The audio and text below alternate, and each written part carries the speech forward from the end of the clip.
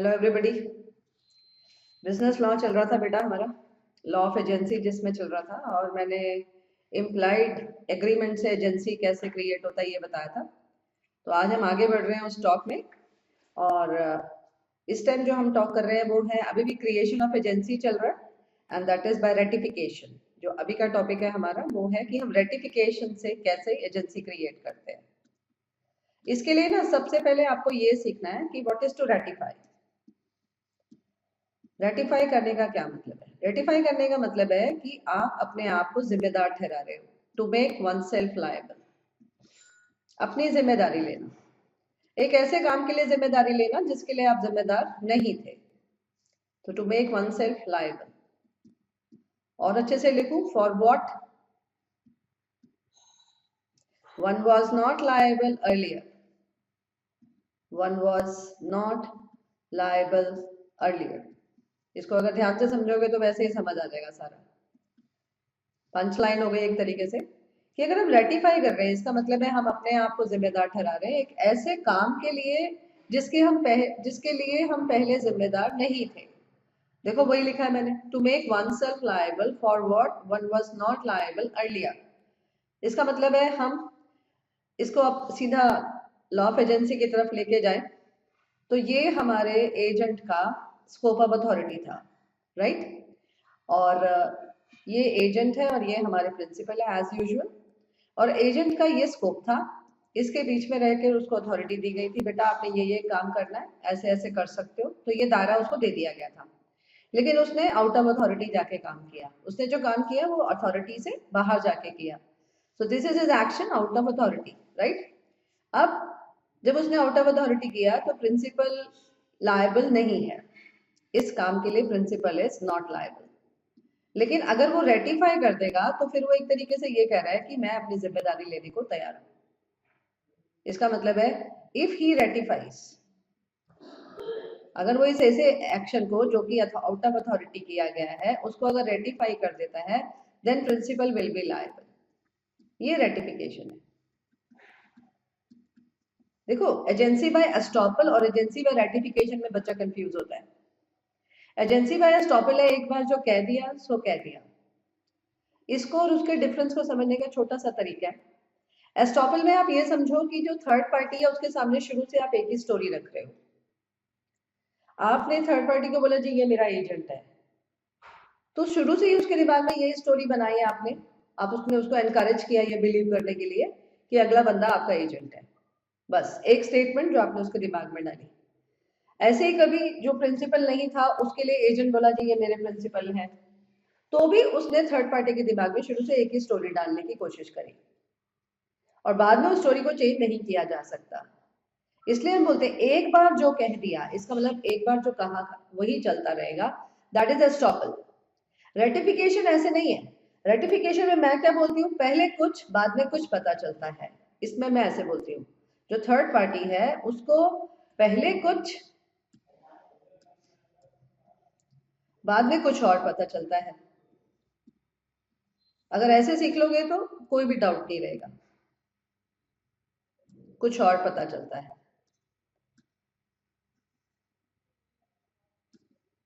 इसका मतलब है पहले थर्ड पार्टी को लगता है कि एजेंट को अथॉरिटी है, फिर बाद में उसके सामने बात आती है कि उसको अथॉरिटी नहीं है। फिर प्रिंसिपल कहता है चलो मैं उसकी जिम्मेदारी लेने को तैयार हूं।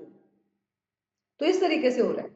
इसका मतलब है एस्टॉपल में थर्ड पार्टी के सामने एक ही स्टोरी आती है, उसको शुरू से एक ही चीज विश्वास करने पे बोला जा रहा है, और रेटिफिकेशन में उसके दिमाग में दो बातें डाली जा रही हैं, पहले कुछ फिर कुछ और सामने आता है, जिसमें पहले उसको लगा कि अथॉरिटी है, बाद में पता चला अथॉरिटी नहीं है। फिर प्रिंसिपल ने कहा चलो मैं रेटिफाई करता हूँ। मैं रेटिफाई करता हूँ मतलब मैं अपनी जिम्मेदारी लेने को तैयार हूँ एक ऐसे काम के लिए जिसके लिए मैं जिम्मेदार नहीं था। क्योंकि अगर मेरा एजेंट आउट ऑफ अथॉरिटी काम कर रहा है तो मैं जिम्मेदारी क्यों लूं? जो काम मैंने को करने को कहा ही नहीं वो क्यों कर रहा है? I don't want to be liable. Principal ऐसा कह के आराम से साइड पे हो सकता है, लेकिन अगर वो रेटिफाई कर रहा है तो वो एजेंट की सारी जिम्मेदारी ले रहा है, right? This is what is the difference between estoppel and ratification. सबसे पहले तो ये सीखिए, नहीं तो दिमाग में कंफ्यूजन से कुछ भी आगे समझ में नहीं आएगा, राइट? अब आगे बढ़ते हैं, रेटिफिकेशन होता कैसे है। देखो बिल्कुल बुक के हिसाब से चल रही हूँ। कहता है पहला केस जो उसने लिया है रेटिफिकेशन का, कहता है person acts as another's agent without his knowledge और कंसेंट। इसका मतलब है ए जो है वो पी के लिए टी को बोलता है, A says, this fellow says I am agent of P, जबकि एक्चुअली वो एजेंट नहीं है। You understand the story? देखो वो बोलता है A a person acts as another's agent without his knowledge और कंसेंट। इसका मतलब पी को नहीं पता है, उसकी कोई कंसेंट नहीं है, और ए जो है वो थर्ड पार्टी को जाके बोलता है कि जी मैं पी का एजेंट हूँ। तो ये स्टोरी कुछ ऐसे बन गई जिसमें पहले थर्ड पार्टी के सामने बोला गया कि जी हेलो सर, मैं मिस्टर पी की तरफ से आया हूँ, मैं उनका एजेंट हूँ। तो थर्ड पार्टी बोली अच्छा अच्छा ओके चलिए, तो उसने डील कर ली, थर्ड पार्टी ने विश्वास किया, बस यही हुआ ना। अब जब बाद में प्रिंसिपल ने देखा उसके उसके गोडाउन से या उसके ऑफिस से गुड्स जा रहे हैं या कुछ हो रहा है, कुछ एक्शंस हो रहे हैं, तो उसने बोला अरे भाई ये सब क्या हो रहा है, कहाँ जा रहा है ये सब। तो फिर थर्ड पार्टी सामने आया, बोला सर आपके और मेरे बीच में तो कॉन्ट्रैक्ट है ना। तो प्रिंसिपल ने क्या बोला, सर पहले ये जान लें आप कौन तो मैं कौन, क्या मैं आपको जानता हूँ? तो थर्ड पार्टी ने बोला सर आपके और मेरे बीच में डील हुई है। अच्छा अच्छा, आपके और मेरे बीच में डील भी हुई है, कब हुई है सर? मुझे थोड़ा ध्यान नहीं आ रहा। बोले सर आपके एजेंट आए थे। अच्छा मेरे एजेंट आया था, कौन सर? मेरे तो कोई एजेंट ही नहीं है। तो उसने फिर मिस्टर ए को बुलाया। तो प्रिंसिपल ने एजेंट को देखकर क्या बोला, हाँ भाई जानता है मुझे? तो एजेंट क्या बोला, सर आप नहीं जानते, मैं आपको जानता हूँ। समझे आप? इसका मतलब है प्रिंसिपल उसको जानता तक नहीं था और वो उसके बिहाफ पे एजेंट बन के काम भी किए जा रहा है, डील भी किए जा रहा है। फिर प्रिंसिपल ने थर्ड पार्टी को क्या कहा, देख लिया सर, ये एजेंट वेजेंट नहीं है मेरा, आई एम सॉरी, आपको गलत बताया है इसने, आपकी मेरी कोई डील नहीं है सर। फिर जो एजेंट होता है, जो एजेंट बन के काम कर रहा था, वो प्रिंसिपल को बोलता है सर प्लीज सर एक मिनट बात कर लेंगे अलग से ऑफिस में। तो प्रिंसिपल बोलता है हाँ चलिए क्या कहना है, आपकी भी सुन लेते हैं। फिर एजेंट और प्रिंसिपल ऑफिस में बैठे हैं। फिर एजेंट कहता है आई एम सॉरी सर, मैं आपके बिहाफ पे चला गया, लेकिन डील बहुत अच्छी है सर, प्लीज सर एक बार सुन लीजिए। प्रिंसिपल कहता है एक मिनट, मैं आपको जानता नहीं, आप हैं कौन और मैं आपके काम किए हुए को मान लूं, ऐसे कैसे? बोले सर माफी चाहता हूँ सर, एक बार सुन लीजिए सर। अच्छा बताइए क्या कहना है आपको। फिर एजेंट ने उसको सारी बातें बताई। अंदर ही अंदर प्रिंसिपल को स्माइल आई कि डील तो बड़ी अच्छी करके आया, बड़ा फायदा हो जाएगा। फिर उसने एजेंट को बोला भाई कुछ और भी रहता हो तो बता दो, बाद में कुछ नई बात पता चली तो फिर मेरी जो रेटिफिकेशन है वो वैलिड नहीं होगी, मेरी कोई जिम्मेदारी नहीं बनेगी। बोले नहीं सर मैंने आपको सब बताया। नहीं देख लो एक बार कुछ छूटता हो। नहीं सर मैं सच्ची बता रहा हूँ, मैंने आपको सब सर बताया सर, माफी चाहता हूँ सर। फिर प्रिंसिपल क्या बोला, भैया इस बार के लिए मान रहा हूँ, आगे से कभी भी मेरे लिए कोई ऐसा काम बिना बताए मत करना, अच्छी बात नहीं है। बोले हाँ sir, I am sorry sir. चलिए, अब वो प्रिंसिपल और एजेंट और थर्ड पार्टी मिले। तो प्रिंसिपल ने थर्ड पार्टी से क्या कहा, सर देखिए सर, आपको भी साफ दिख रहा है सर ये मेरा एजेंट नहीं था, इसने आपको बोल दिया, आपने विश्वास कर लिया। तो मैं सोचता हूँ सर इसने मुझे सारी बातें बताई हैं, तो मैं सोचता हूँ सर क्या आपको परेशान किया जाए। चलिए सर आप समझे ये डील आपके और मेरे बीच में हुई है, 10 दिन पहले आया था ना सर ये आपके पास, तो आप समझिए 10 दिन से ही ये डील आपके और मेरे बीच में हुई है। आप ये समझिए इसको बस मैंने ही भेजा था आपके पास, आपने जो इसको एडवांस दिया समझिए सर मुझे दिया, इसने अगर आपको कोई गुड्स भेजे हैं अभी तक तो समझिए सर मैंने भेजे हैं। तो सर मैं इसके काम की पूरी जिम्मेदारी लेने को तैयार हूँ सर। जिम्मेदारी बनती नहीं है सर, लेकिन चलो सर मैं झेलता हूँ, मैं रेटिफाई करता हूँ सर इसके एक्शंस को। अब देखो सारी स्टोरी मैंने आपके सामने रखी। थर्ड पार्टी को पहले पता था कि वो एजेंट है, फिर उसको पता चला प्रिंसिपल के थ्रू कि वो एजेंट नहीं है। फिर प्रिंसिपल ने उसके सामने स्टोरी रखी कि चलो सर मैं जिम्मेदारी लेने को तैयार हूँ, कम्युनिकेट किया, this communication is very important. Implied express, मेरे केस में एक्सप्रेस थी, अभी शब्दों के जरिए वो कम्युनिकेट कर रहा था, but this is what is ratification. अब ये कॉन्ट्रैक्ट प्रिंसिपल और थर्ड पार्टी के बीच में माना जाएगा कब से, जब से एजेंट ने पहली बार काम किया था, 10 दिन पहले से। इसका मतलब है ऐसे माना जाएगा कि सब कुछ वैसे ही चला जैसे कि प्रिंसिपल ने पहले से ही एजेंट को काम करने की अथॉरिटी दी हो। इसलिए हम बोलते हैं ratification is tantamount, that is ratification is equivalent to prior authority. इसका मतलब है रेटिफिकेशन का असर ये होता है कि रिलेशनशिप बिल्कुल वैसे चलता है जैसे शुरू से ही प्रिंसिपल सीन में रहा हो, एज प्रिंसिपल और एजेंट एज एजेंट रहा हो। That is what is ratification, right. तो ये पहला तरीका उसने बताया जिसमें एक बंदा अपने आप को जाहिर कर रहा है, ठीक है। फिर दूसरा केस आता है जिसमें प्रिंसिपल रेटिफाइज द अनऑथोराइज्ड एक्ट। फर्क है दोनों में, शॉर्ट में लिखा है अनऑथोराइज्ड एक्ट ऑफ एजेंट। इसमें क्या स्टोरी बनेगी, इसमें एजेंट ने आउट ऑफ अथॉरिटी काम किया, जैसे मैंने आपको शुरू में बताया रेटिफिकेशन का मतलब सिखाते हुए। तो प्रिंसिपल ने नहीं कहा है, उसने बस ये कहा है बेटा एक बायर ले आओ, मुझे प्रॉपर्टी बेचनी है। और एजेंट जो है प्रॉपर्टी डीलर, वो डील भी करके आ गया। इसका मतलब उसने एक ऐसा काम किया जो उसकी अथॉरिटी से बाहर है। तो on the face principal liable नहीं है। स्टोरी फिर वही आती है, सामने थर्ड पार्टी है और फिर प्रिंसिपल और एजेंट है। तो प्रिंसिपल ने साफ थर्ड पार्टी को बोला, सर माफ करिएगा सर, मैंने इसे ये काम करने को नहीं कहा था जो ये करके आ गया। कुछ कहा था कुछ नहीं कहा था, तो मैं सबकी जिम्मेदारी तो नहीं ले सकता। सर इसने आउट ऑफ अथॉरिटी काम किया है। स्टोरी फिर रिपीट होती है। एजेंट कहता है सर प्लीज सर एक मिनट सर अलग से बात कर लीजिए। फिर वो प्रिंसिपल को अलग से ले जाके समझाता है। सारी स्टोरी जो मैंने बताई केबिन में ऑफिस के रिपीट होती है। सर मैं माफी चाहता हूँ सर, बस इस बार मान जाओ, आगे से बिना पूछे कुछ नहीं करूंगा सर, वगैरह वगैरह। प्रिंसिपल उसे वही बोलता है, देख भाई पूरी पूरी बात बताना, कुछ छुपाना मत मेरे से। एजेंट कहता है नहीं सर मैंने आपको 100% सच बताया है।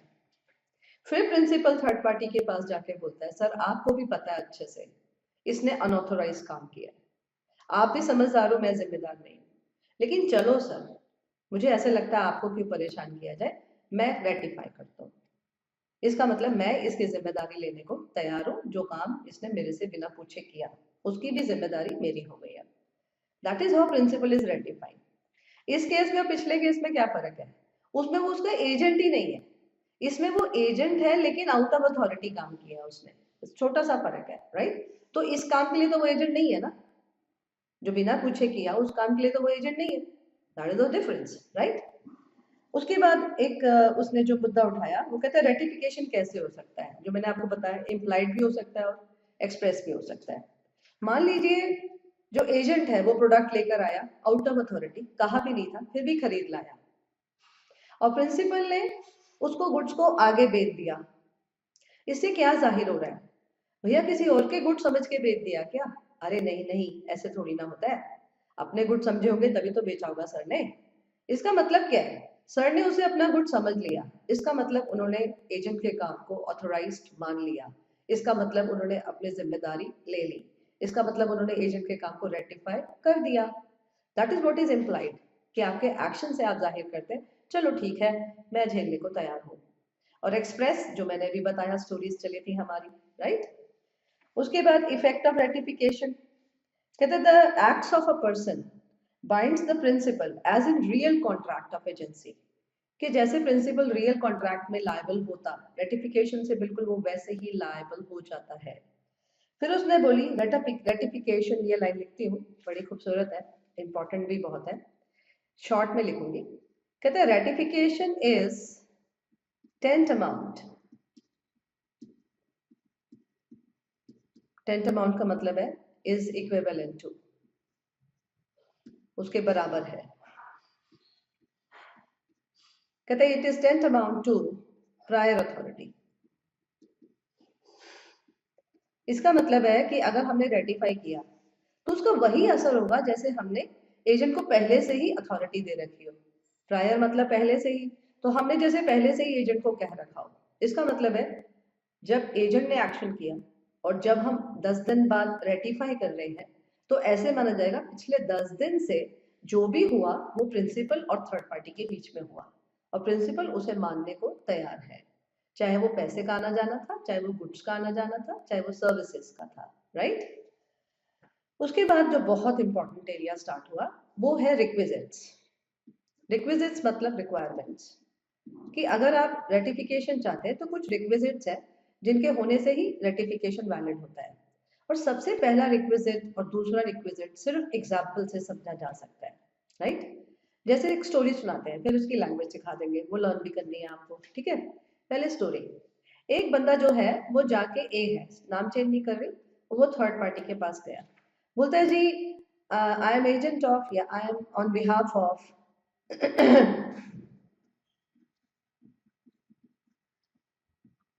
behalf of MD of ABC Limited।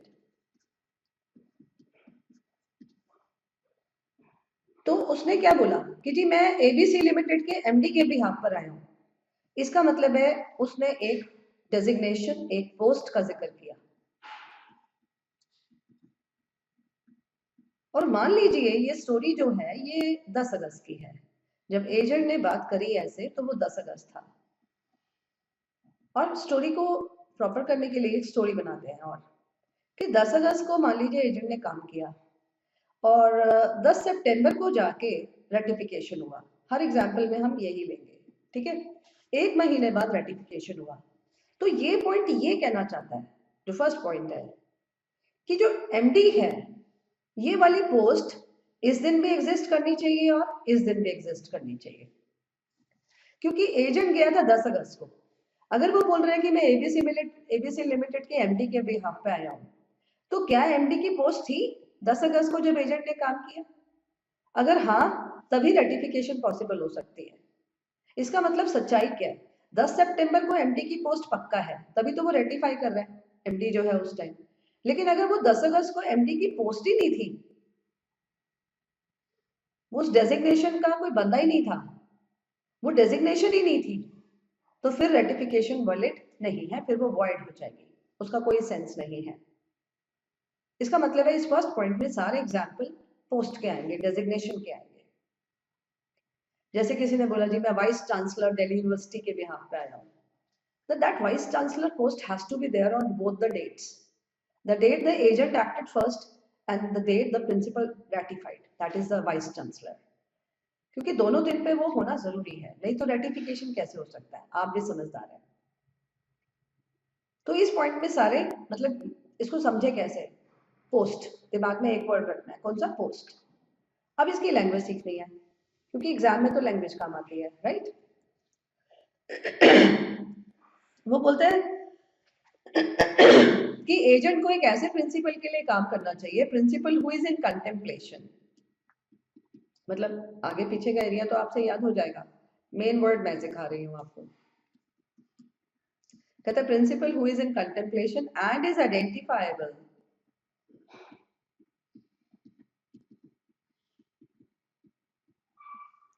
at the time of contract।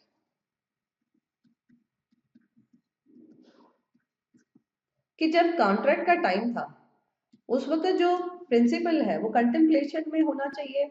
इसका मतलब है वो कोई आइडेंटिटी होनी चाहिए, उसको हम आइडेंटिफाई करना चाहें तो कर सकें।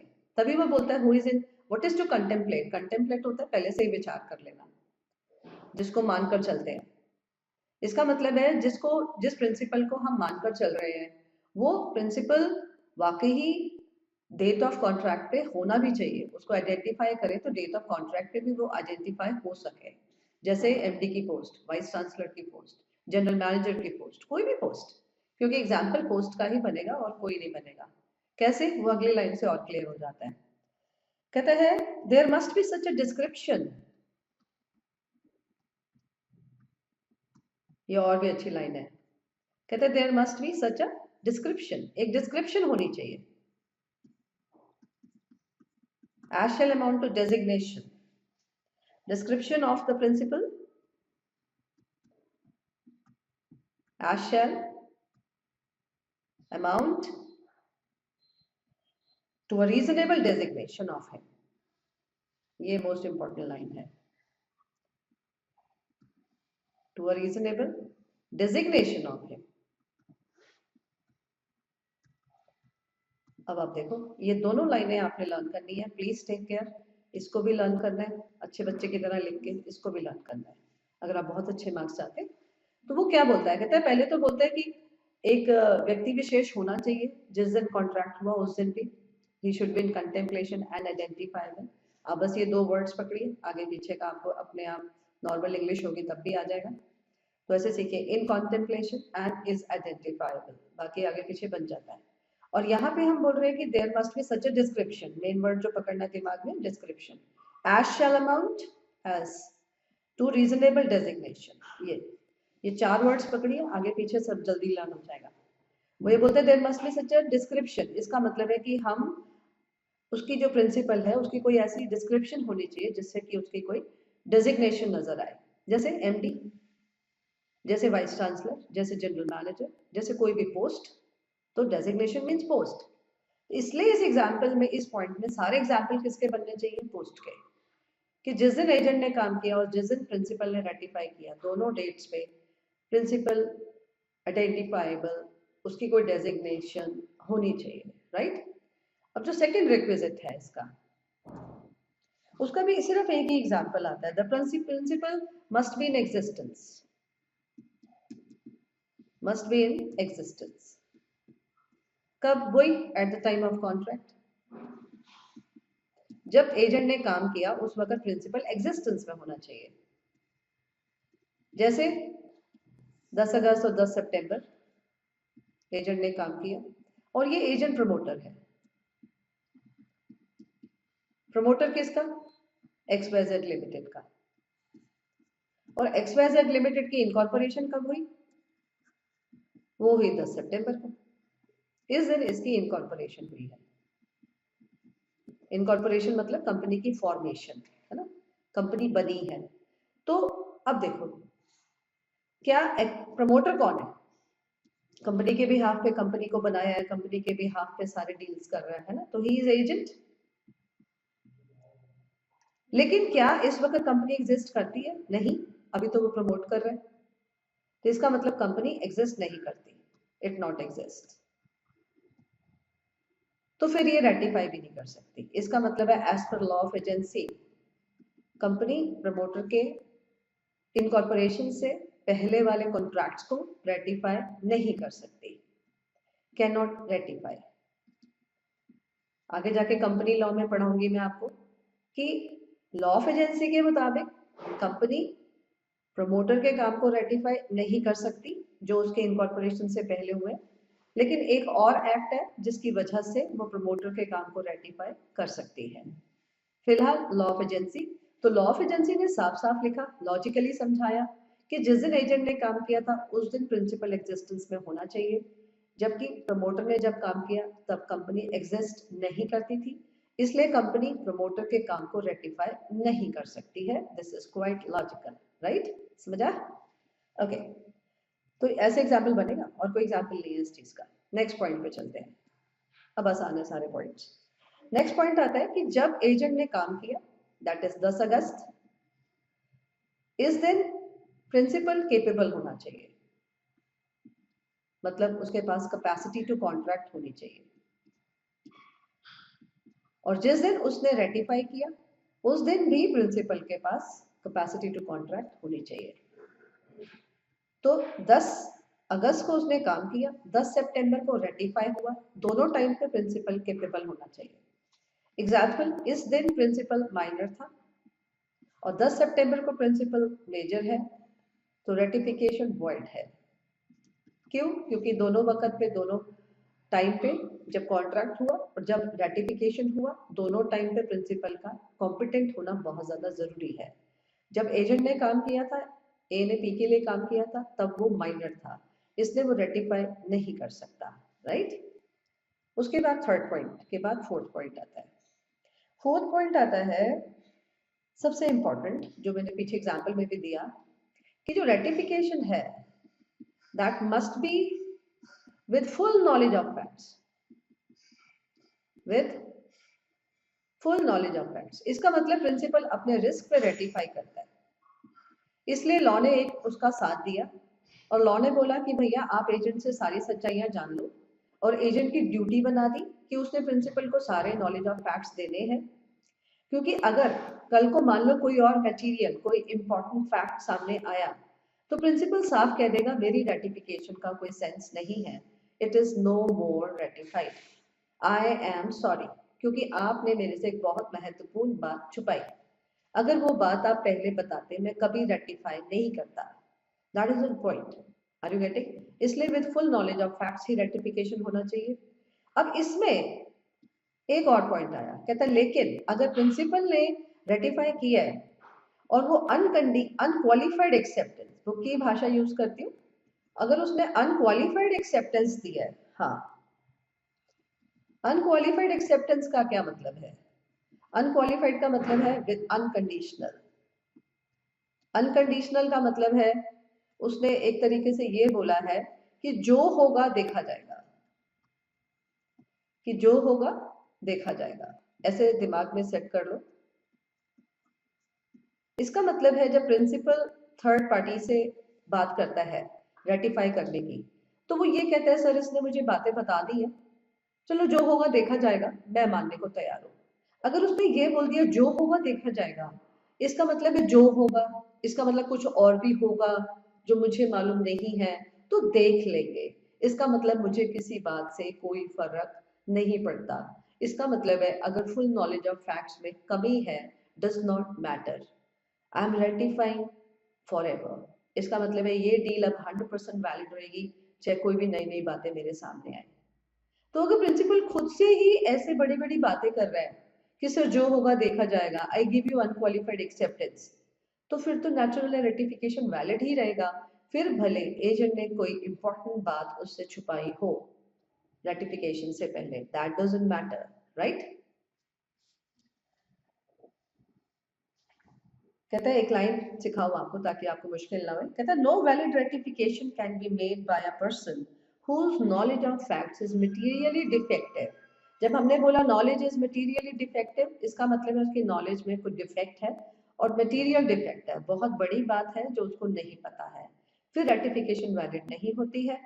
फिर बोलता है but if the principal give such an unqualified acceptance, है ना, जिसका ये इन्फ्रेंस निकाला जाए, इन्फ्रेंस मतलब कंक्लूजन निकाला जाए कि जो होगा उसको कोई प्रॉब्लम्स नहीं है, फिर रेटिफिकेशन वैलिड है। ओके, ये बहुत इंपॉर्टेंट पॉइंट है, इस पे केस बना सकते हैं प्रोफेशनल बॉडी। उसके बाद नेक्स्ट आता है सिंपल ऐप तो बातें कि आपको रेटिफिकेशन रीजनेबल टाइम में करना है। ये आपको लॉ के हर जगह पे पॉइंट मिल जाता है। क्यों? क्योंकि हर चीज वक्त के अंदर ही हो जानी चाहिए, और वो वक्त हमेशा क्या होता है? Reasonable time, right? उसके बाद ये भी लॉजिकल है कि जो भी एक्ट एजेंट ने किया है वो लॉफुल होना चाहिए, क्योंकि आपके एजेंट ने कुछ अनलॉफुल, कुछ इलीगल, कुछ वॉइड काम किया है, कुछ अल्ट्रा वायर्स द कंपनी काम किया है। अब एक वर्ड आया अल्ट्रा वायर्स द कंपनी, जो कॉन्ट्रैक्ट एक्ट में सिखाया था मैंने। अल्ट्रा वायर्स द कंपनी का मतलब है beyond the objects of the company, beyond the MOA, beyond the objects, कुछ भी बोल सकते हैं, क्योंकि कंपनी के दायरे के बाहर कोई काम हुआ है तो कंपनी उसको रेटिफाई नहीं कर सकती, क्योंकि कंपनी खुद ही केपेबल नहीं है। तो इसलिए अगर कोई अनलॉफुल काम किया है या कुछ वॉइड काम किया है या कुछ अल्ट्रा वायर्स का कंपनी किया है, इसको अभी अनलॉफुल कर देते हैं, तो वो कहता है एक्ट इनमें से ऐसा कुछ भी नहीं होना चाहिए, act should not be unlawful और वॉइड और अल्ट्रा वायर्स द कंपनी, क्योंकि फिर रेटिफिकेशन का कोई सेंस नहीं है। इसका मतलब है आप किसी से कोई वही काम करवा सकते हैं जो काम करवाया जा सकता हो as per law, that is the point. I hope you are getting this thing. उसके बाद सेवेंथ पॉइंट आया, सेवेंथ पॉइंट में आया कि नेचुरल है कि आप जब रेटिफाई करते हैं तो आप पूरी ट्रांसैक्शन को करते हैं। मान लीजिए 1000 यूनिट का कॉन्ट्रैक्ट है, तो आप ये नहीं कह सकते कि जी मैं 600 की यूनिट्स के लिए तो रेटिफाई करता हूँ, 400 के लिए रेटिफाई नहीं कर सकता। ये नहीं हो सकता, बिकॉज पूरी की पूरी ट्रांसैक्शन को ही आप रेटिफाई कर सकते हैं। You can not ratify in part, क्योंकि फिर थर्ड पार्टी को तो नुकसान हो जाएगा ना। तो इसलिए लॉ थर्ड पार्टी की फेवर में बना, क्योंकि उसने अगर 1000 का सोच के कॉन्ट्रैक्ट किया तो उसकी जरूरत 1000 है, तो फिर अब आप खाम खा रेटिफाई भी कर रहे हो, उसको डिस्टर्ब भी कर रहे हो, फायदा क्या? तो मैंने रटा नहीं है, मैंने समझा है इस चीज को, वही मैं चाहती हूँ आप करें। कितना रटेंगे? रटना पॉसिबल ही नहीं है। ये 2 शब्द और 4 मार्क का क्वेश्चन बन सकता है प्रोफेशनल एग्जाम में, बिल्कुल इन 2 शब्दों में बन सकता है। उसके बाद नेक्स्ट आता है मस्ट बी कम्युनिकेटेड। कि communication to third party must है, जो मेरी स्टोरीज में हर जगह पे आपने देखा, जिसमें प्रिंसिपल ने जाके बोला उसको चलो जी मैं रेटिफाई करता हूँ, या इम्प्लाइडली उसने गुड्स को आगे दे दिया, तो that was again implied express, दोनों राइट। उसके बाद नेक्स्ट आता है principal must have power to do that act, क्योंकि मैंने आपको बताया था पंच लाइन शुरू में लॉ ऑफ एजेंसी के स्टार्टिंग में, जो काम हम खुद से कर सकते हैं हम वही किसी से करवा सकते हैं, ऐसे कि करेगा वो भरेंगे हम, दैट इज द पॉइंट, जो काम हम खुद से कर सकते हैं। तो उसी पॉइंट से ये बात क्लियर हो जाता है, the principal must have power to do. क्यों? क्योंकि आप खुद नहीं कर सकते, आप एजेंट नहीं रख सकते उसके लिए, है ना, सर्वेंट रख सकते हैं, एजेंट नहीं रख सकते। फिर नेक्स्ट आता है कि थर्ड पार्टी को डैमेज नहीं होना चाहिए, कहते हैं it should not put third party to damage, it should not put third party to damage, कि आप रेटिफाई करिए लेकिन थर्ड पार्टी को नुकसान नहीं होना चाहिए। इसका एक एग्जाम्पल बनाती हूँ, ध्यान से सुनिएगा, समझ आ जाएगा, बच्चों वाली चीज है, पूरा चैप्टर ही बच्चों वाली चीज है। रिलेशन वही है हमारा PAT, है ना।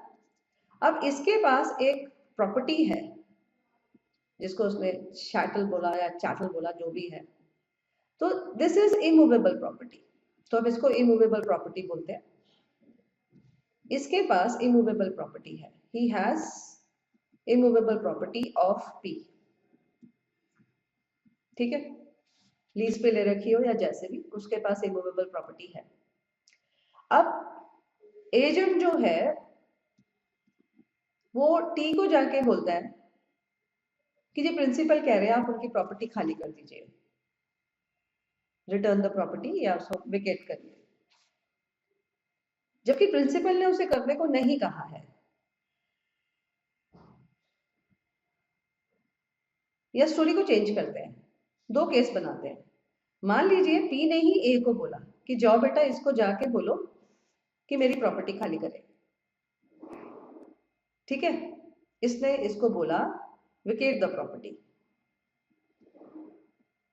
लेट अस सपोज, ठीक है, और फिर T ने क्या बोला, मैं नहीं करता, कर ले जो करना है तेरे को। फिर अगर आप ध्यान से सोचो, एजेंट जाके प्रिंसिपल को बताएगा सर वो तो ऐसे जवाब दे रहे हैं, तो प्रिंसिपल जो है ही can sue P can sue T। क्यों? क्योंकि टाइम खत्म हो गया होगा, वो उसका प्रॉपर्टी खाली नहीं कर रहा, तो ऐसे में प्रिंसिपल के पास राइट है कि वो उसके अगेंस्ट एक्शन ले सकता है। अब जब एक्शन लेगा तो फिर T को डैमेजेस देने पड़ेंगे, है ना। तो ये है स्टोरी नंबर 1, जिसमें प्रिंसिपल ने एजेंट को कहा और जो एजेंट ने काम किया है दैट इज ऑथोराइज्ड काम। असली बात सीखिए कि वो ऑथोराइज्ड है मेरी स्टोरी नंबर 1 में। अब स्टोरी नंबर 2 इसी से ही बनती है, बस उसमें ये फर्क है कि एजेंट जो है उसको प्रिंसिपल ने नहीं कहा और वो T को बोलता है sir vacate the property. Story same है कि उसने उसको बोला वेकेट करो, एजेंट ने T को बोला, T ने अभी भी वही जवाब दिया जाओ मैं नहीं करता। अब प्रिंसिपल T के ऊपर केस नहीं कर सकता, क्यों? क्योंकि उसने एक अनऑथोराइज्ड काम किया है, दिस इज अनऑथोराइज्ड वर्क, क्योंकि प्रिंसिपल ने उसे नहीं कहा था कि बेटा आप जाके उसको बोलो कि मेरी प्रॉपर्टी खाली करे। अब प्रिंसिपल बोले चलो मैं रेटिफाई करता हूँ, दैट इज नॉट पॉसिबल। क्यों? क्योंकि ऐसे रेटिफाई करने से प्रिंसिपल थर्ड पार्टी के ऊपर केस करेगा, उसको डैमेजेस देने पड़ेंगे, थर्ड पार्टी को नुकसान हो जाएगा, लॉ इस डैमेज को अलाउ नहीं करता। लॉ कहता है आप रेटिफाई करो लेकिन थर्ड पार्टी को नुकसान नहीं होना चाहिए, उसको प्रॉब्लम नहीं आना चाहिए, दैट इज द पॉइंट। इसका मतलब है इस केस में actually principal can not ratify, क्योंकि रेटिफाई करने से उसका डैमेजेस लेने का राइट पैदा हो जाएगा और उससे थर्ड पार्टी को डैमेज होगा, जो लॉ अलाउ नहीं करता। I hope it is clear, right? Okay, आगे बढ़ते। फिर उसने लास्ट पॉइंट बनाया जो आपको पहले से ही आता है, कहते हैं रेटिफिकेशन रिलेट्स, ये लिख रही हूं ताकि ये लैंग्वेज सीखें आप, relates back to the date agent first acted या date of the act of the agent. कैसे भी बोल दे, कोई फर्क नहीं पड़ता। अगेन वही टेंटमाउंट टू प्रायर अथॉरिटी।